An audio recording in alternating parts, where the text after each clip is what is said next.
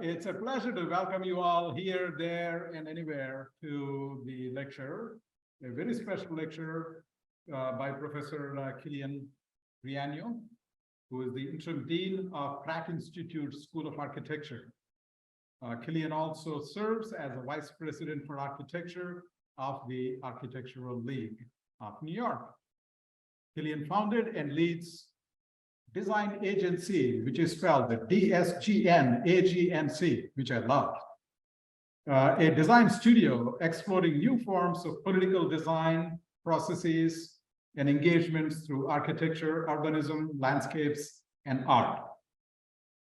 Quilian is an initiator and core member of Dark Matter University, a democratic network committed to creating new forms of knowledge and knowledge production, institutions, collectivity, practice, design, and community culture. So what I'd like to do is, his resume is impressive, right? You've seen that all. I said, yes, lots of nods. So what I'm going to do is to actually share with you a story from a while ago, but that really emphasizes why we have Quilian over today and why such affinity for what we do here at the BSc and what he does in his work in life. So in 2014, Wilczek Prize, which is a very prestigious prize that is awarded to particularly immigrants, first-generation immigrants who have made major contributions to the American society, in the US in particular. So, good, yeah, good. So they said there was a nice story they did, which I thought is important to share with you. Quote, on a Sioux reservation in South Dakota, Quilian Riano, then a young man in the US Air Force, had been assigned to help the Red Horse team, the USAF's engineering corps. Their job to provide drinking water and roads in areas that lack the most basic infrastructure. The reservation was a long way from Riano's home in Hialeah, Florida, and farther still from his birthplace in Bogota, Colombia. Yet he made a profound connection while working with members of the Sioux Nation and the Air Force team. Quote, in short, my experience, Quilian said, in South Dakota would become an inspiration to my decision to go back to Florida and study design, end quote. As an architecture and design undergraduate at the University of Florida, he was already imagining how thoughtful design could improve the urban context of working and low-income class communities, those often forgotten by the mainstream. An interest born of his early years living in the Latino working class community of Hialeah, where he had immigrated with his mother and sister. He completed a Master of Architecture from Harvard University's Graduate School of Design and supplemented his formal education with hands-on experience. His collaboration with artist Teddy Cruz on the La Crucia project in a low-income community in Granada, Nicaragua, however, shifted how Riano thought about participatory processes. Quote, how participation go beyond a token action during design and become an integral part of a flexible design that changes over time. He went on to design a 50-family cooperative housing project in Facatativá, Colombia, and in 2009 founded his design firm, Design Agency, with critical activism as its guiding tenet.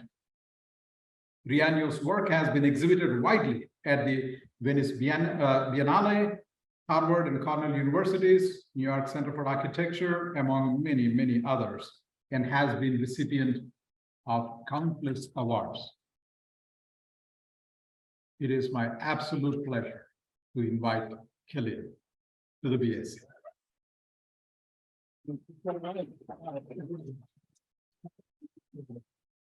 Thank you so much, everyone, for the very warm welcome. And it's kind of funny how I honestly haven't read that in a long time. I had forgotten even that it existed in some ways. And just hear it, I was like, wow, like it takes me back, and it talks a lot about what we're talking about today. So hi, Quilian, Riano, and thank you for inviting me tonight. I'm very excited. The BAC has always been, in my mind, a special place. I worked with, I don't know what, because it wasn't quite volunteer, I don't know what I did. I just came and worked with the group that was working in the solar decathlon a few years, like now 15-ish years ago. And always loved this building, loved the community here, so thank you. Expanding bodies, thoughts and transformative practices, pluralistic spatialities. Lately, and I shared this with Karen, this is a new kind of structure I've given to the lecture, because I've been thinking a little bit or a lot about the moment that we're in. We're in a moment of transformation as a country, as a profession. We're beginning to ask questions. And I think my work has always been interested in the political aspect. And by that, I don't mean right, left, etc., but literally the act of coming together to make decisions. That to me is the definition of politics. And how design can help usher that very process.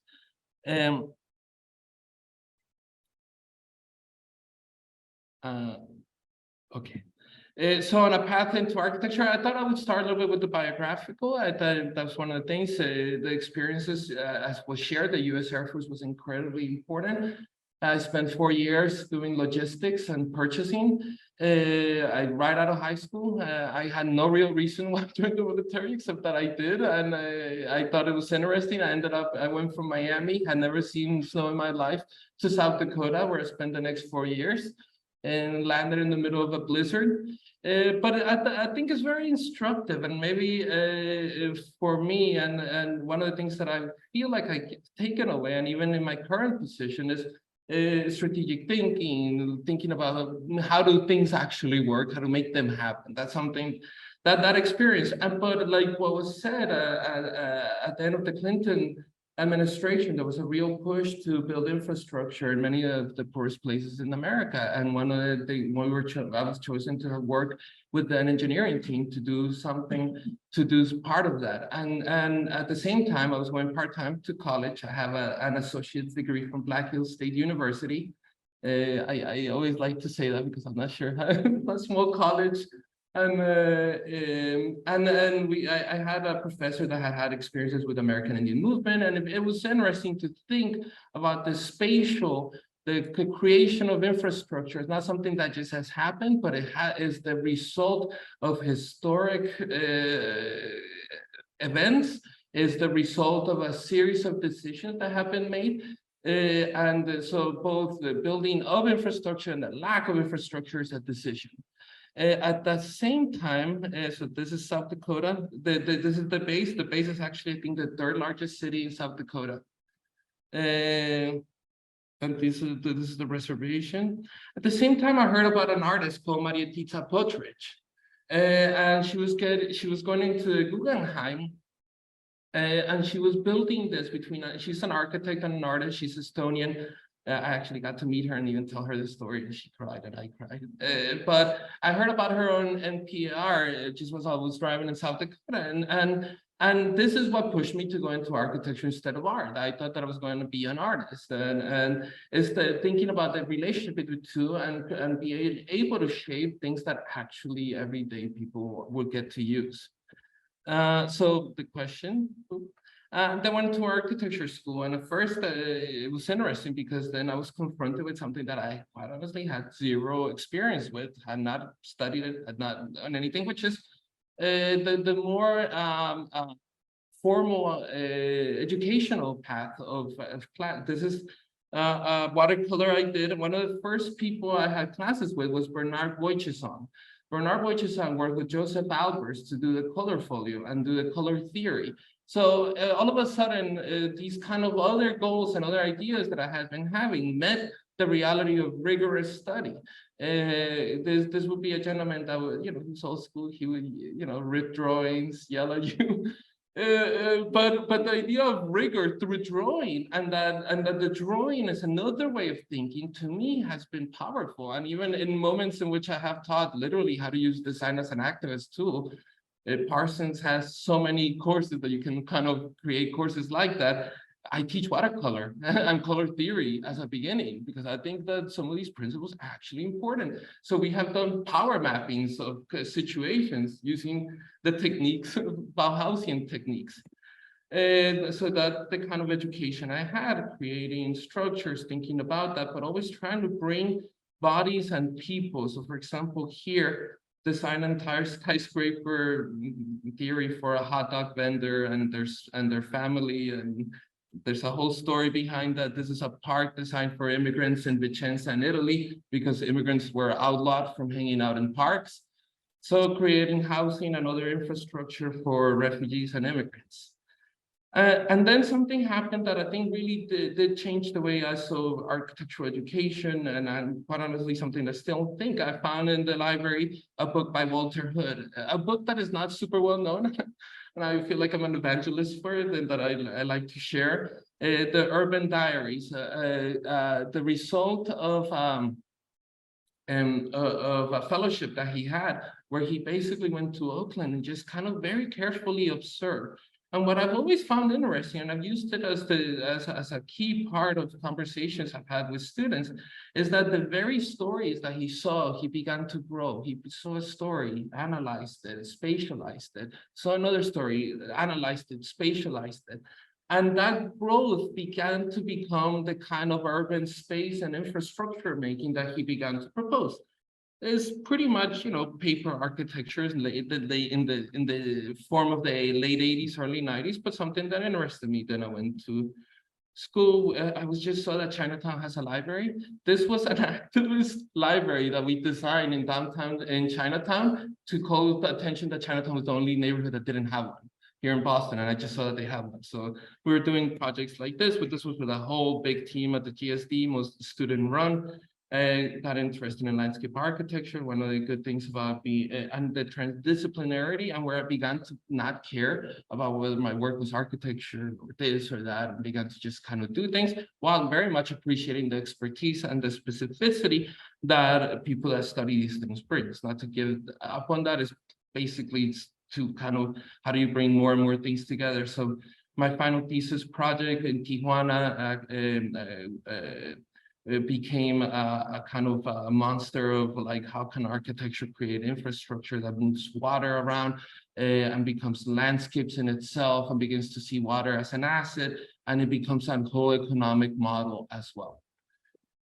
So on shaping and being shaped by transformative movements, I want to share this. So before I get to my own work, which is in a funny way the smallest section today, I want to share because as I begin to think about practices to meet this moment, I'm beginning to become less interested in my own practice and more in 3 experiences I have had about larger collective practices that I think have had impact. So the first thing for me was that I moved to New Mexico, quite honestly, without any real plan, and I ended up working for Edward Masria. Edward Masria is actually a Pratt alum from 1961, I believe, who then was directed to the Knicks. But besides all that, he is what I call a godfather of sustainability. He wrote the Solar Passive Energy book, you'll see that in a second, and was one of the architects that structures, for example, in Albuquerque. So the moment I got there, however, and I started working with Ed, was a moment in which he was closing down his firm, doing projects that explored how the environment works, how architecture works, how does a window work, and how those 2 things come together, and was beginning to become more of an activist. He had written the Passive Solar Energy book in 1979 that basically does this, literally teaches you how does the sun move, what is its angles, depending on where you are, how does architecture work, and how do you bring those 2 things together. But in the 2000s, he began to look at, this was the very provocative cover of Metropolis that he put out, Architects Pollute. So at this moment, he basically began to think about how to close, and I helped him start, and I was the basically first employee of Architecture 2030. So we put out the 2030 challenge, challenging the built environment to become carbon neutral by 2030, began to create a whole set of things, create partnerships, create social media strategies, all of a sudden the practice and what I saw as practice became very different because it still had impact in the built environment, but all of a sudden had a new set of tools. Through Ed's, very storied career, the AIA picked it up, and now there's the AIA 2030. The USGBC picked it up. Now it's international. And if nothing else, the conversation truly changed around these issues. According to that, we continued as well research around design. So so I went from New Mexico to Cambridge. And then when I left Cambridge, I actually worked for Ed even half the time I was here. Then I went to New York and continued working for Ed. And he asked me if he had a project. He needed a little bit of help. So I started working for him now from New York. Basically taking his book from the 70s and expanding it into a much larger volume that talked about urban and landscape, that expanded all the natural into wind, into all the natural systems.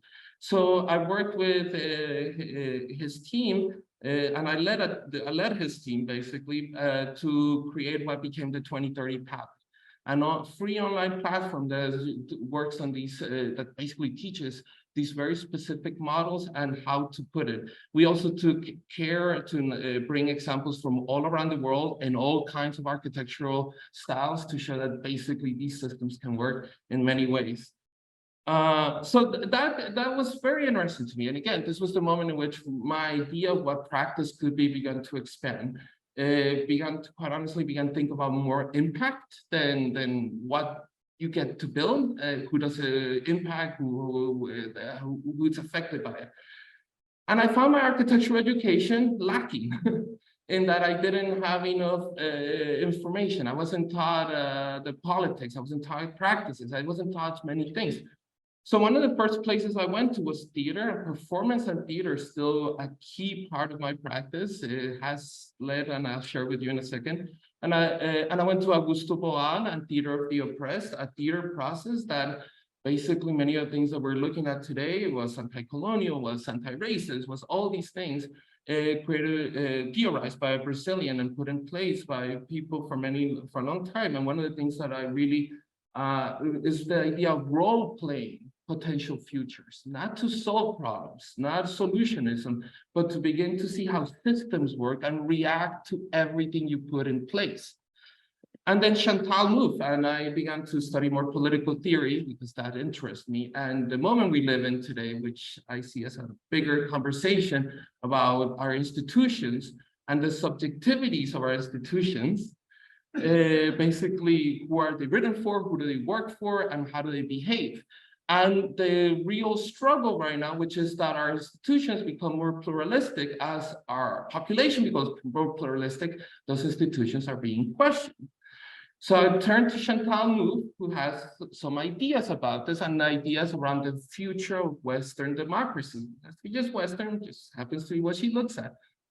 And the idea of conflict as being key to politics, and her theory that we focus too much on economics, we don't talk enough about politics, and the politics as the process of creating bodies of agreements, even though we may not always agree on everything, is key to the future of democracy. All our bodies are different, pluralistic. It includes even ideas around what we call intersectionality.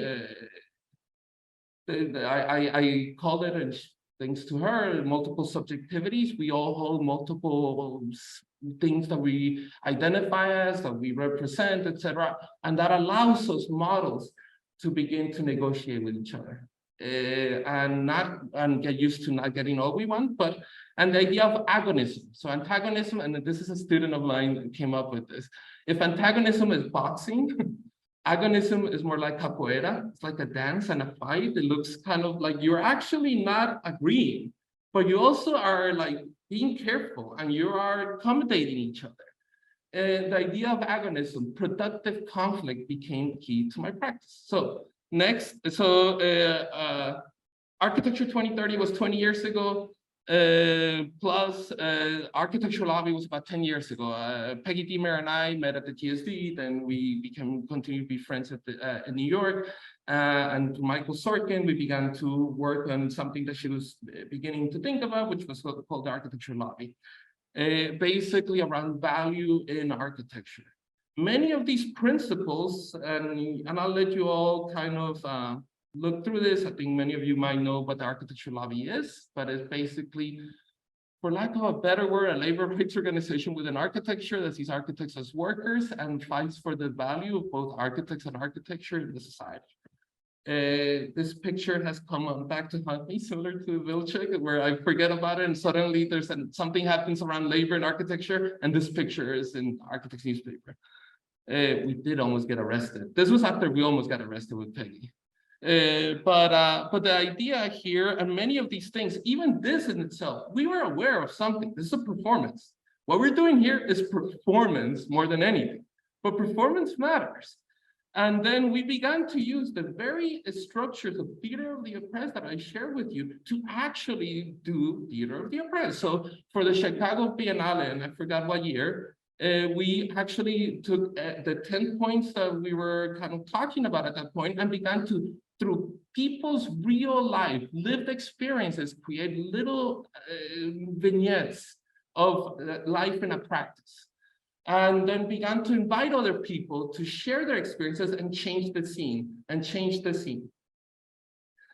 I'm not gonna play this, quite honestly, it's too long, just wanna let you know that this exists. It's called Reworking Architecture, it's on YouTube. But you see that the same structures and the idea of organizing architecture is big, right? Architecture is not a unified thing. Architects are students. I consider you all architects. Legally, that's not a word that would apply. It includes faculty, it includes leadership, I don't know, administrative leadership. It includes owners of firms, solo practitioners. It includes, so it's a gigantic field. So to organize it, this idea of agonism is key. And to understand that we can't have one size fits all solutions, that every body is different. And by bringing different bodies in different configurations, we can begin to do something bigger. That's literally a structure. We made that physical structure that's become national, that has, blah, blah, blah here. The last thing I did with the lobby, I mean, I'm still part of the lobby as a member, but I'm less involved these days, I'm busy.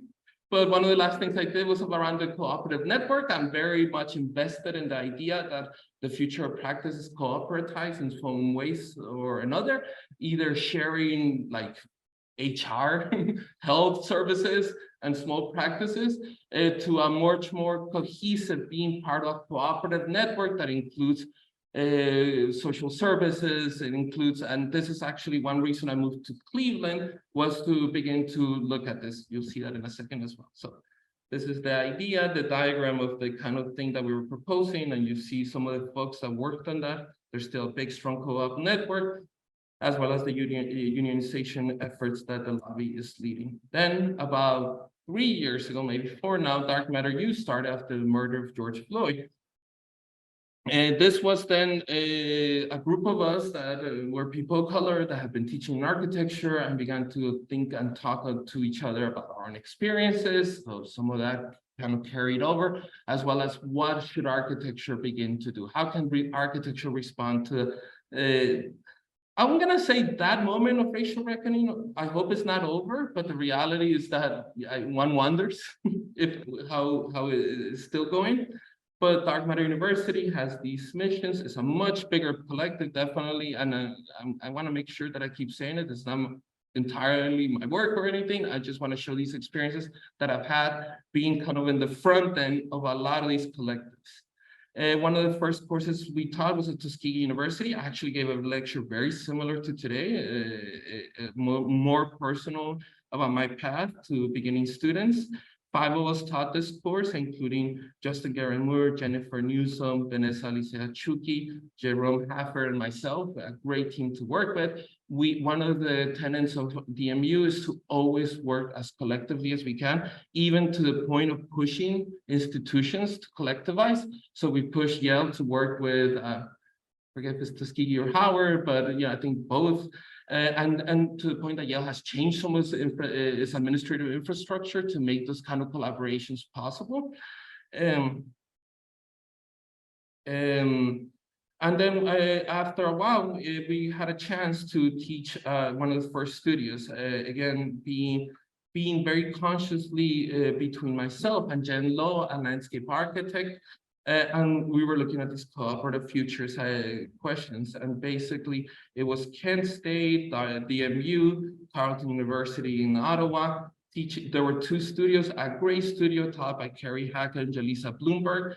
And with that looked at African-American expression, things like crip walks as spatial structures that you can analyze. Our studio was more around we're looking at an African-American community in Cleveland that already has collectives working in it and thinking about how can architecture and urban design begin to play in that role? What is the along with some community partners, including Quilian, that's a community-based, I haven't noticed that. The cooperative network, Third Space, which is a great group in Cleveland, does a lot of anti-racist work, and 12 Literary Arts, a group that does, basically they're teaching teenagers through the written word how to reimagine neighborhoods and worlds. Really exciting project. This hub is between downtown Cleveland and the hospital area, yet this entire area was redlined. This was an area that once had the density of Brooklyn, that now, there are a few houses in every block. It has been, you can't say anything except that it has been purposefully disinvested. But we brought this political idea.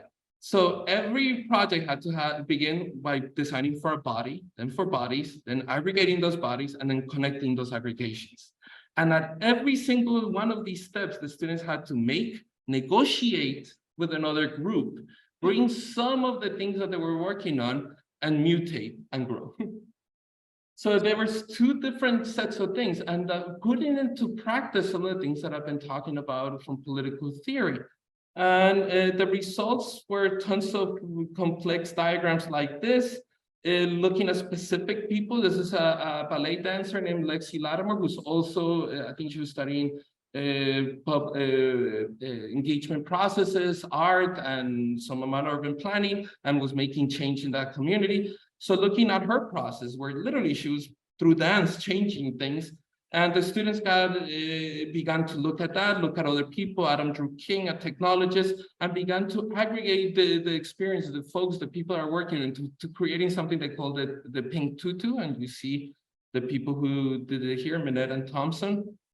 And as an infrastructure that would grow and change and would recognize activity and would be driven it would basically amplify rather than create, if that makes sense. So these are some of the other projects.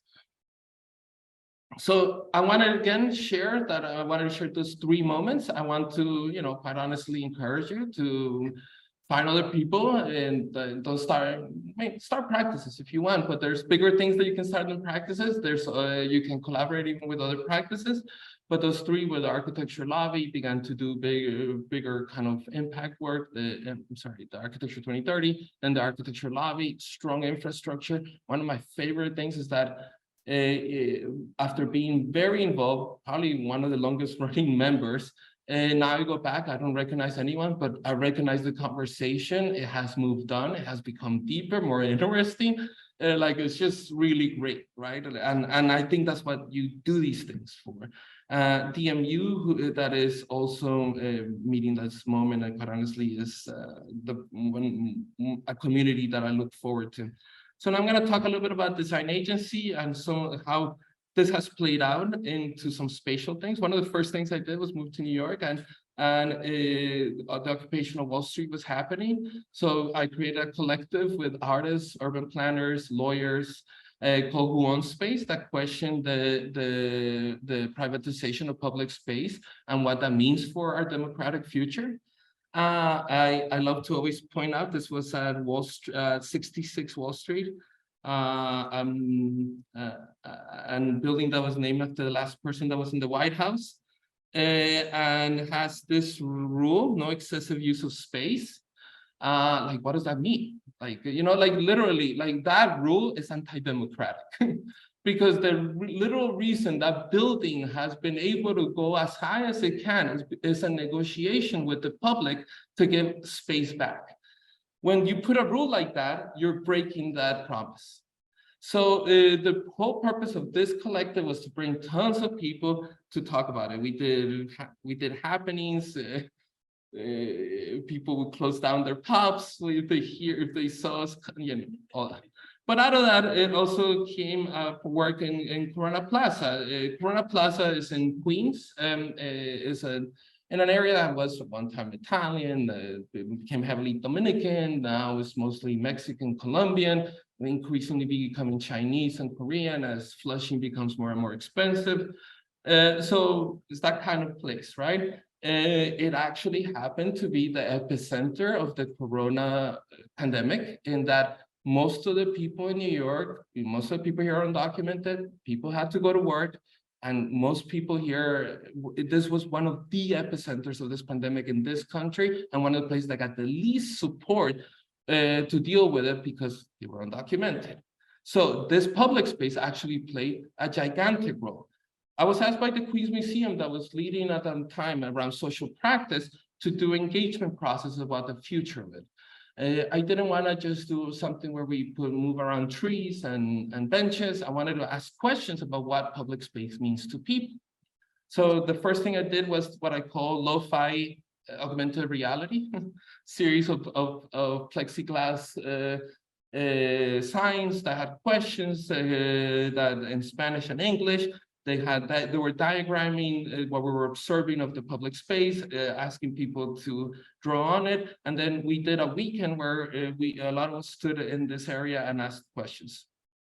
From that, we took the 5 most important points: social services, green spaces, mobility, local economy. And, like, it's funny because very complex conversations end up becoming very kind of generic words, but and we turned that into a game where we turned some of the things that we were hearing that people wanted, turned each of those things into a piece, and we created 15 pieces and 12 spots. And then we gave people prompts. What would happen at 4 p.m. in the afternoon, late night, Sunday afternoon? And this was also shared in Spanish.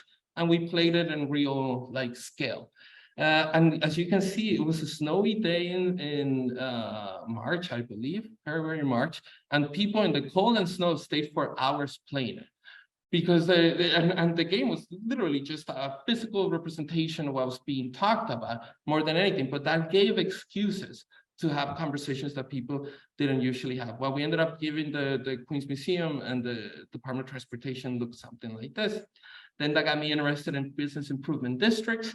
And this is where my practice and my teaching tends to kind of come together quite a bit. So in order to maintain Corona Plaza, which is this little triangle here, they were proposing a business improvement district that would stretch as one of the biggest ones in the city. And it got me interested. What is a business improvement district? And it got me interested in policy as a design, something, again, that has been designed. There are reasons for it. So I taught an entire studio called Urban Embodiments, and you keep hearing the word body, right? Where this was a program that was urban design, but kind of wasn't. Like the outcome didn't have to be physical. It was more kind of strategic. It could be bigger thinking kind of things. But we looked at this neighborhood, created research, looked at social infrastructure, political economies, the communal process, what are the everyday practices? What can we learn from people here? And how can we bring people in? One of the projects, the outcomes, and here you see as soon as that made it, was something that now, looking back at it, is kind of amazing, because they looked at the street seat policy that the Department of Transportation had and created a political economy around that, where they, because it requires, again, someone to maintain that, they began to postulate what would happen if 5 people of renters and now this is what's happening, right? With like, basically there are now street seats everywhere, like, because of the pandemic, this infrastructure was never used. Now it's used everywhere.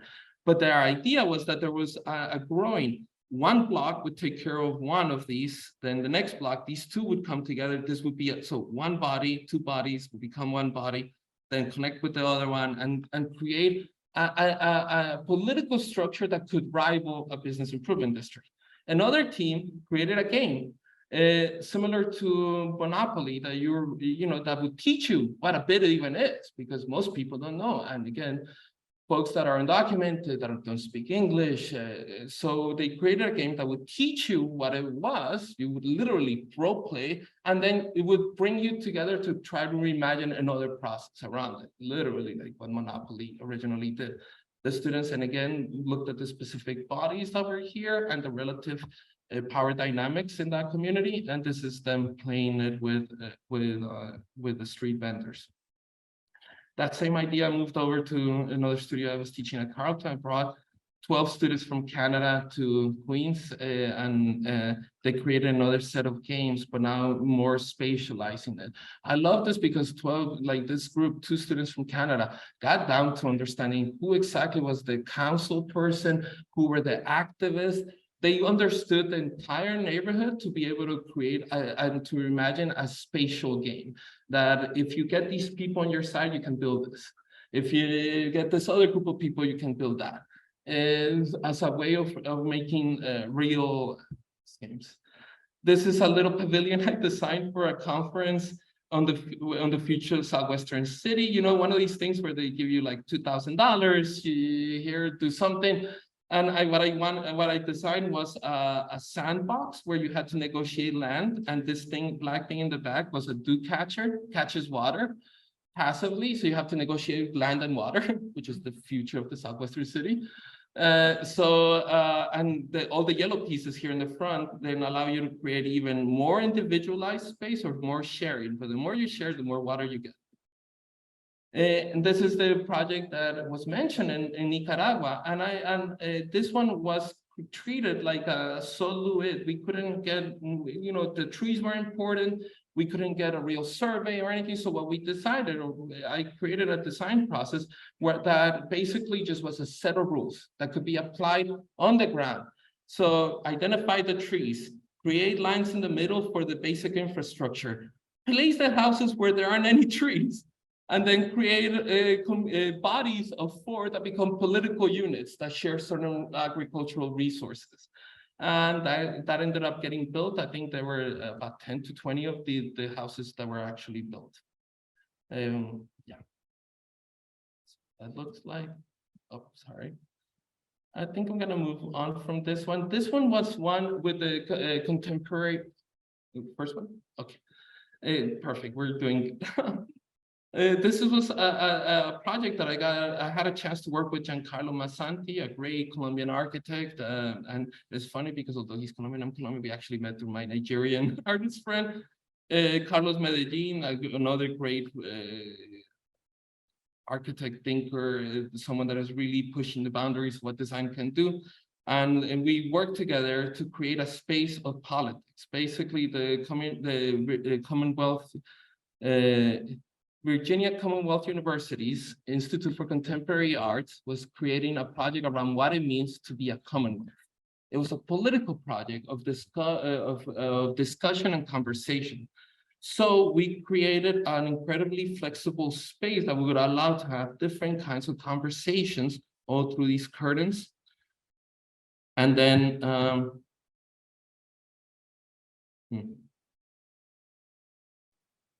yeah. And then but like basically would allow different configurations, would allow two of these spaces to combine, to separate the whole thing, so that kind of thing, as well as then we created tools for engagement, every single aspect. This is all inside a Stephen Holt Design Museum. As you can see, some of the qualities that then will be created. Out of this, the environmental section of the conversation that happened here was with Duran Chavez, who's right here, this gentleman. He's an artist and a food activist. And the ICA decided next year to do an urban farm next to their Stephen Holt Design building. And they asked me to help. So basically, I created something very similar to what we did in Nicaragua. which was a very basic infrastructure that would allow the community to see we want to grow more of this, more of that, and that will be constantly moving, as well as a big mural that went from wall to ground to and connected into the museum that talked about that said Black Space Matters. This is a project for the Department of Transportation. I'd like to share this one part to share with you a quick little story. This project was one of the most instructive things I ever done. I was a fellow for urban design, and I worked with a lighting designer and a landscape architect on this. Basically, New York City had looked at all the infrastructure all the space that it has under public infrastructure and was thinking about how can it become public space. This was the first experiment to create a new kind of space out of those under elevated structures. You would think that you would go into a community saying, this is what we're doing. And we're like, okay, yeah, cool. No, that's not what happened. People saw this as a gentrifying move. People said this was for someone else. So one of the first things we had to do is, number one, slow down the process. It's something that was supposed to take months, ended up taking years. Number two, began to make me think a lot about work, because people wanted urban design, in this case, and design that generally didn't fall into typical tropes. They didn't want cutesy things. They didn't want a lot of like funky shapes. They didn't want food trucks. They didn't want any of those things. They basically like, this place gets me to work. And so we decided to be as minimal as we could with that in mind. So for example, this gigantic silly scupper, which I love, it's like this is probably one of the favorite things I've ever designed. It's literally a representation of water moving down from the highway into a green infrastructure. So literally it's about the way that urban systems work. And I didn't show it here, but like putting lighting. So in order to have the green infrastructure work, we put lighting that would make it easier to cross the street. So we began to think about it more strategically like that. And also because we knew that some of the recommendations would be put into a toolkit that the Department of Transportation would then have to implement. So it would have to be, so it served multiple things. Anyway, but this project got me thinking about this dynamic, about where designers are and where we should be, and the impact. And quite honestly, we're not welcome in many places. At least I was finding that more and more in New York City. While at the same time I was going to Ohio, and they would write about in the newspaper when I came with students to Warren and Youngstown, Ohio, a place that quite honestly I fell in love with. So I ended up moving there to Cleveland, but working a lot in this area, wrote an American Roundtable report for the Architectural League of New York in this area, trying to highlight practices like this, my good friend from Warren, Ohio's Trumbull Neighborhood Partnership, employee ownership, how to reimagine the relationship with labor and the space making. These folks are fixing houses, fixing yards, and creating relationships, selling them to their own cohort and bringing more people on. And then in Cleveland, we also began to work on a similar network that was community-based around food. And so we helped the city. The last thing is the ongoing transformations. I'm gonna share, I think the Architectural League is doing an interesting job of bringing people like Assemble, Mass, La Col, probably my favorite practice right now out of Barcelona, and these folks here. So and I'm working with the league, and we're all thinking right now, what is where are we going? What does impact mean? These are conversations we're actively having, and the same thing within education. Both how do we keep the legacies that we have had and learn color theory, watercolor, how do we learn those basics while we begin to increase and think about the impact that our work and the work of our students. And to invite you to this, I think this has a virtual thing. We're having this event is next week. Okay, thank you.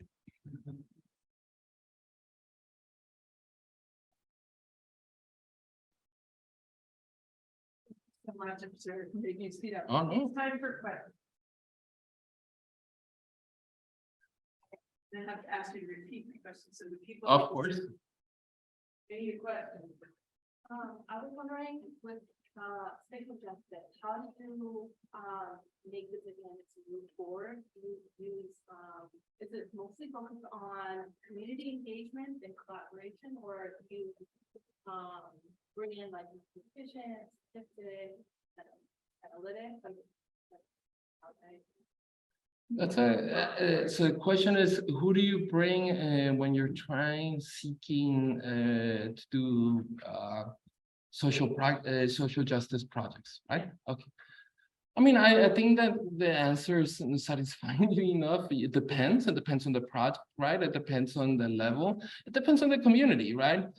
I wonder, like, sometimes social justice, how it looks different in different places. And again, maybe that last point of comparing Sunset Park and Brooklyn, a community has been studied so much. A community that has incredibly strong community groups. You don't go there and tell them what to do. No. To Warren, Ohio, I just think that the way you work in those two places is wildly different. But at the heart, I think that they share common issues. There's fears of gentrification. There's toxicity in the atmosphere. There are real physical and spatial things that both communities fear losing a job. That's not like that. The reason people were upset that we were going to do a project under the elevator is not because it wasn't going to be pretty or whatever. It's because they thought they were going to lose their job. Once you make it pretty, the hipsters, I get nothing against them, but you know, like you're gonna have coffee shops and a whole other thing there. Your job is going to disappear. So there are other sets of things. Okay, so I'm gonna share with you it depends in some projects, especially in Ohio, we began to work a lot with economists. We began to work with much bigger groups. So it was working both with the crew that I showed and economists at the university. In other places, like I moved quickly through a project that I did in Phoenix. It was about bringing together the collective of nonprofits to talk. In Sunset Park, that little project, one of the interesting things is that one of the community engagements we had to do was within government itself, because the space under the Gowanus Expressway is owned, like that little strip is owned by like 10 different groups. And there are people like Department of Transportation, the people that do curbs are not the people that do the paint, are not the people that do the lights. And those groups have internal fights that may have gone much longer. So it really depends I think the point is to make sure to identify who's going to be impacted, and then strategically think about who needs to be at what is the project here. And I will say it, you know, at times it's like, is what's needed here architecture? Maybe that's not what is needed. Maybe in Nicaragua, the first thing we did was actually create a business structure with that community and create a construction company.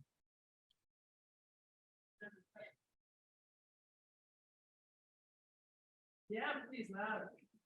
This may be a little more personal, but I was wondering, as you mentioned earlier, you felt as your education was lacking in higher education. And my question is, from your experience, the point of view, what would you advise? I don't know if you're architecture that is seeking higher education. Thank you. That's a good question. So the question is, I began by saying that I did find my architectural education lacking in certain things, especially when it came to politics, to even other practices and models that are not straightforwardly architectural. And even art theory has been helpful for me. And what would you recommend architects to do? I think my only answer to that is to follow passions. Like, what are you interested in? That is like, when you see the built environment, what do you think is missing? And try to go to the people that have been writing about that for a long time. I think something I'll always say is try to avoid orthodoxies, and if you know, if like everyone is thinking the same, you know, maybe someone else thinking a little bit differently, and seek those people out. And I do, to go back to the earlier point, I do think that as you come together, maybe with a few people, it might get easier. You might get other references. You might start, you know, like all of a sudden we're interested in this issue. What are some of the literature around it? But yeah, and quite honestly, I'm gonna say this, that I think that architectural education is very specific for a reason, and maybe it's not on architectural education to teach you everything, right? Like maybe the point is that you need to develop these things and go out into the world and seek them.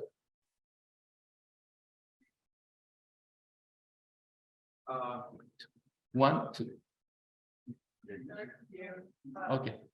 There's Just like quickly kind of talk about this question, that earlier you spoke about how theater had impacted your career process and kind of how you've evolved into where you are now. Just as a personal, I would like to transition to film and something better. And you just speak on how that has influenced your overall career, your process, and how you think you're going to theory. Oh, theater. Oh yeah, I mean, personally, and there was a moment that I actually wouldn't start a studio before we did a workshop with a theater performer. I mean, I don't know, like space is about bodies. and again, for me, it's both physical and political, right? It's like that from the body, you experience things. You might bring it and keep it to yourself, but when you begin to bring that out, other people begin to identify with that, and there becomes a bigger body. So for me, it's a little bit abstract, right? In that way, I have sought out actual performers, and you know, like, and I've even requested. There's actually a great performer.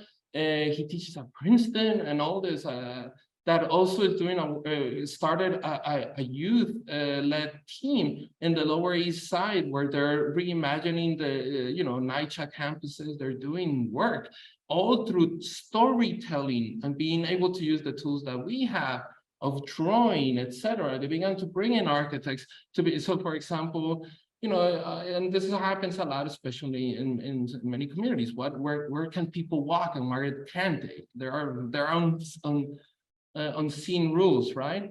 So theater has done that for me specifically. And again, it's more kind of a little bit abstract. There are great people like Kimberly Tate that uses performance and dance as a way to think about space. And for film itself, I mean, I love film. I probably have spent the last few months listening to nothing but podcasts about directors and the history, like how each director works and their history, how they made things happen. In a funny way, I find that so similar to architecture.